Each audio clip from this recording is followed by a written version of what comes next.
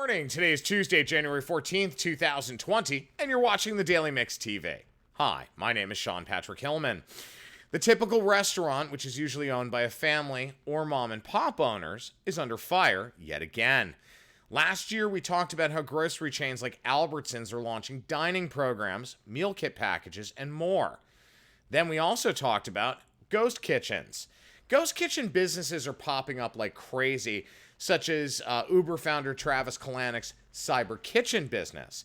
Now, these operations are both reckless and harmful to commerce. Often, they don't have a storefront, they don't have wait staff, and they get overlooked by health department inspectors because there isn't that public-facing address or operation for them to easily identify. Now, ghost kitchens typically are a commissary format. So what happens is you create a trade kitchen inside a building and you set up a digital storefront like on Seamless or Grubhub or Uber Eats. And what ends up happening is you've created a fake restaurant. Now, I don't mean illegal. I just mean that there's no storefront, those kinds of things. Now, the challenge to this is it takes a lot of business and revenue away from hardworking mom and pop owners when, in fact, most of these ghost kitchens are owned by people like Travis Kalanick and corporations. So it's the corporatization of the restaurant business, at least in the delivery format. That is a very dangerous precedent to set. Well, now they're under fire yet again, as I just said, except this time they're being confronted by convenience stores. Millennials, increasingly looking to save time, have been hitting up the local 7-Eleven for dinner, where they can pick up a meal in under 4 minutes on average. Now, millennials in particular, according to the Department of Agriculture, are eating out more often and they're visiting grocery stores less. They're cooking less at home. They're spending more of their hard-earned money.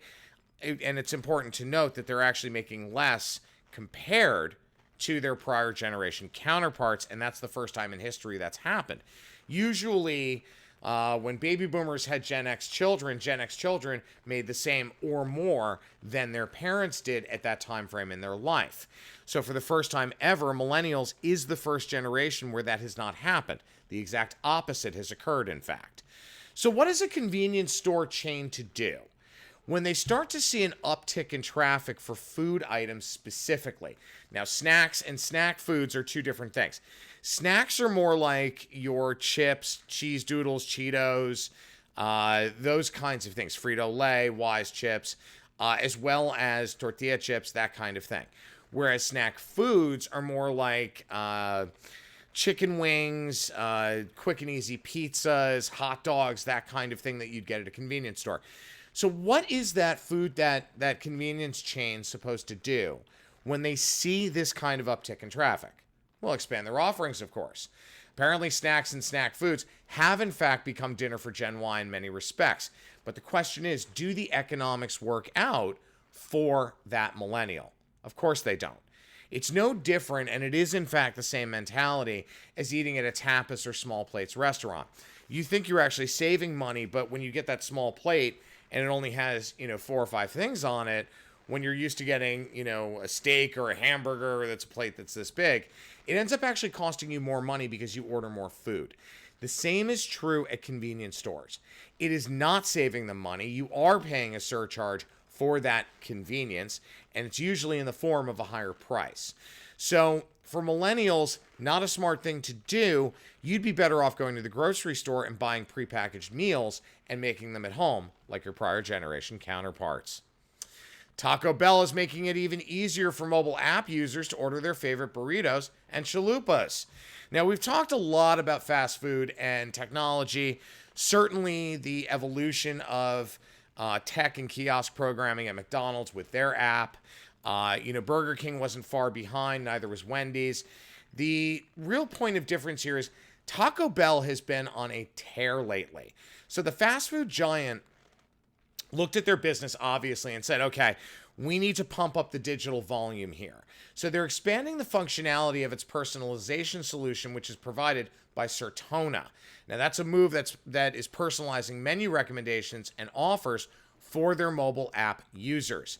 The technology allows Taco Bell to offer product suggestions based on individual guest preferences, past dining history, location, and the weather. Now, using the technology's artificial intelligence and machine learning technology, Taco Bell's app can display menu items, promotions, and content that's relevant specific to each individual user. The solution will also tailor restaurant-specific menus and pricing to users based on their location. So overall, according to Derek Chan, who's the director of e-commerce at Taco Bell, this is going to reduce, quote, reduce ordering friction. Ordering friction is a old term that rose with the all-in-one sort of catch-all, if you will, menu. Very much the Greek diner mentality in New York City, or the Greek coffee shop, where they've got everything from waffles to hamburgers to a chicken club or a turkey club to, tiramisu for dessert.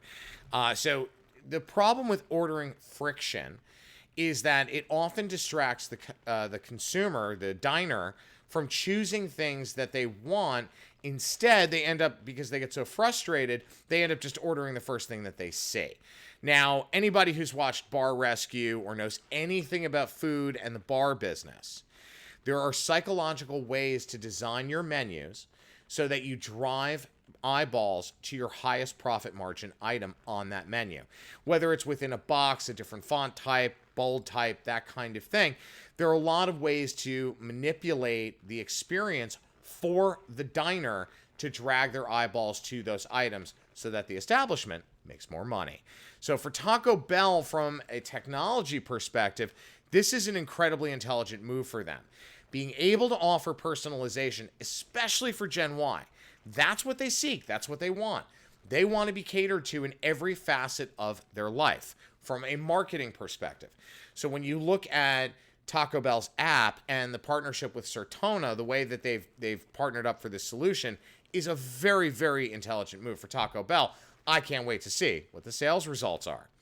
Procter Gamble is adding a South African hair care brand to shelves in the U.S. The company announced that Waterless, which was created to cater to the different hair care needs of women on their non-wash days, would be, in fact, hitting retailer shelves. This brand was developed and launched in Cape Town, South Africa.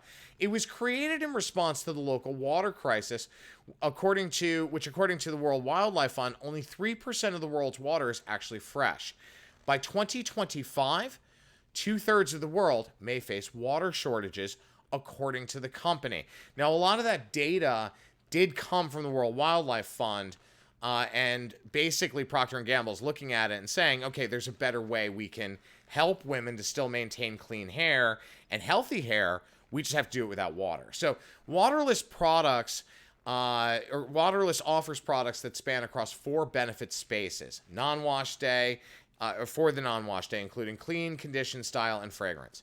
Now, in addition to revitalizing hair, the brand's products, according to the company, help consumers skip a wash to save time, save water, and protect their hair from the wear and tear of drying and styling, tame flyaways, tight frizz, and protect from damage. Now, offerings include dry shampoo foam. You can see on your screen weightless dry conditioner, instant moisture dry conditioner, hair balm, curl milk, heat shield, and a hair refresher. These products are available in store and online at Target, Walmart, Sally Beauty, Amazon. They're also available at chain drugstores like Walgreens and CVS and things like that. Whenever you look at a beauty brand, or a personal care brand in this context, you've got to make sure there's a reason to believe. There are so many products on the shelf that are competing for your attention. As a marketer, when you're rolling out your merchandising in store, you need to make sure you're doing it in a creative way that's going to move the needle and drag those eyeballs from people in the aisles to your shelf. When it comes to online, homepage takeovers, those kinds of things, may be old-fashioned, as far as old-fashioned can go in the digital world, but they still actually work. It is a proven methodology for getting eyeballs and click-through rates to your website.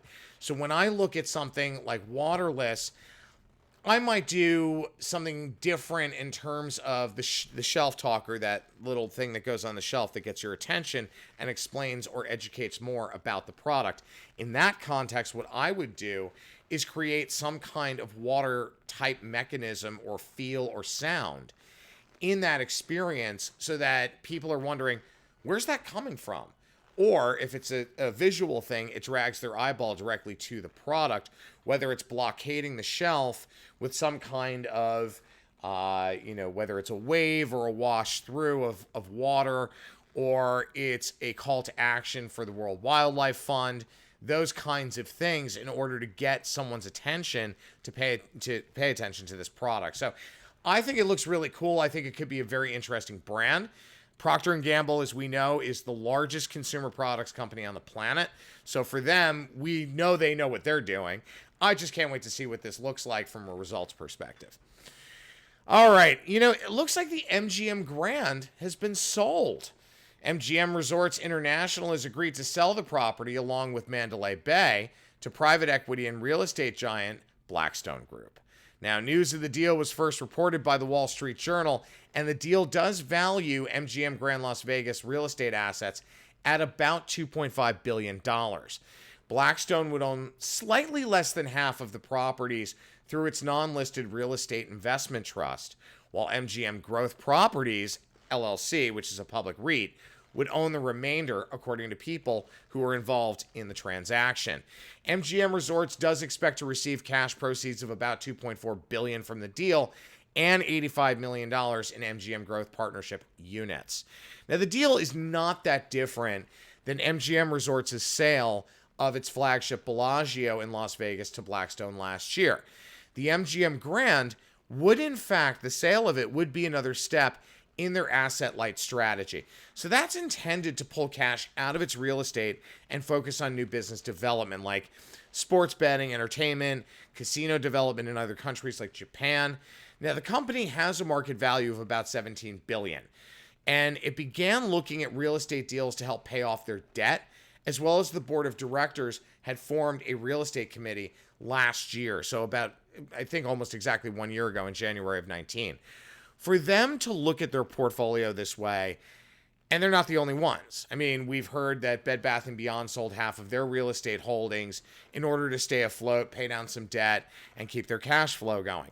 This is not an uncommon move or strategy. Where it is a little unusual is that it is the MGM Grand and Mandalay Bay we're talking about. Those are two of MGM's biggest properties in the world. For them to sell this says to me that they're having some more problems with that debt load and they're getting called out. So I'm hoping that the Strip, in terms of, we do know that some of the traffic is down at certain casinos and resorts. So it's going to be interesting to see how this change in actual ownership affects that. Now, there's no word as to whether MGM is going to continue to operate the property and manage the property. I hope that's the case because I've enjoyed working with them throughout most of my career, whether it was on boxing or concerts or, MMA fights, those kinds of things, which I've done programming for.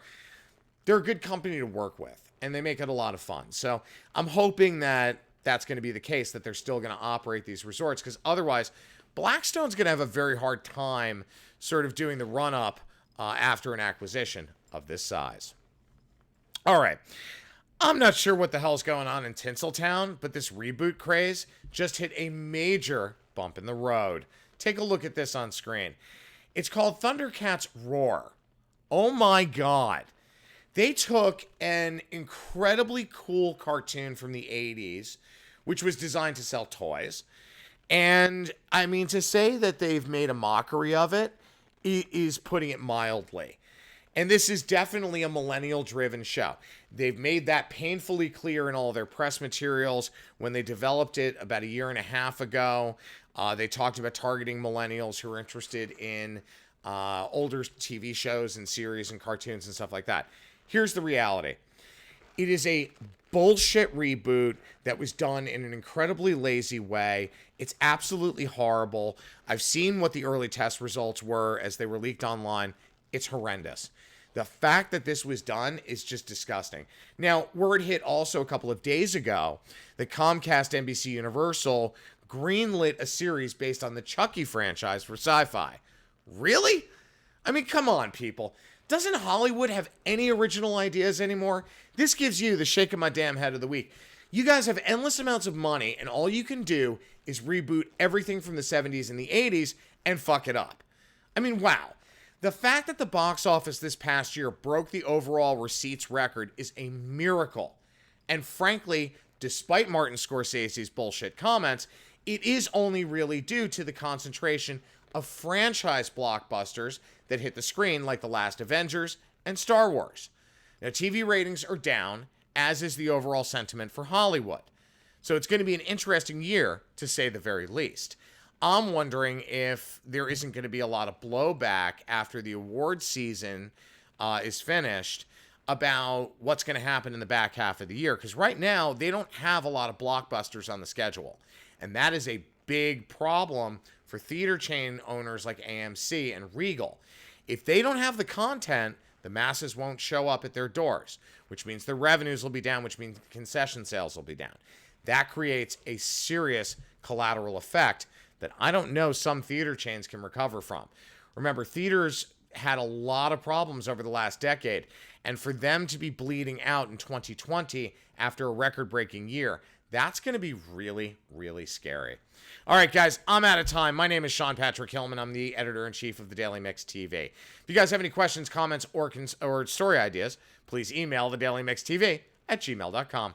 We'll see you tomorrow on Hump Day. Have a great one, guys.